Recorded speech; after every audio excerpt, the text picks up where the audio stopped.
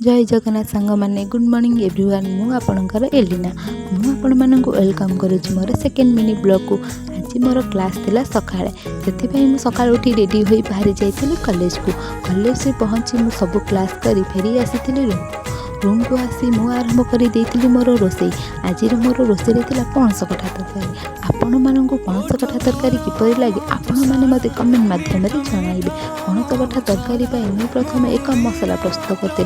मसलाटी भल भाव मुझे आगुरी भाजी रखी पणस और आलू को पकाई भल भाव कषि देती। पणस और आलू भल भाव कषि है एक सुंदर तरकारी होता जोटा खाई मुझे शोई मोर टी इच्छा होता चप खाया इच्छा तो होती मैंने खाया पड़ो से डेरी नक मुझे बाहरी जाइली मार्केट को जाई एक चप दुकान को जाइली जो गरम गरम चप और ब्रेड चप छणा सेठू किसी गरम गरम चप और ब्रेड चप खाई मोर दिनटी ये शेष कर आपण मानक मोर मिनी ब्लॉग किपर लगे आपण मैंने मत कमेंट माध्यम जनइबे।